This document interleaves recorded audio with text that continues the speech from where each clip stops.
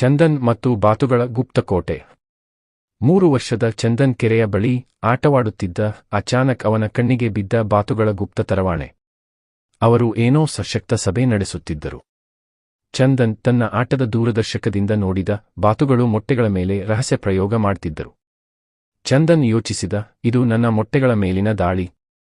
ಅವನ ಪ್ಲಾಸ್ಟಿಕ್ ತಲೆಯೂರಿ ಲಿಂಗಡಿದಂಡೆ ಹಿಡಿದು ಬಾತುಗಳ ಮಿನಿಕೋಟೆಗೆ ನುಸುಳಿದ.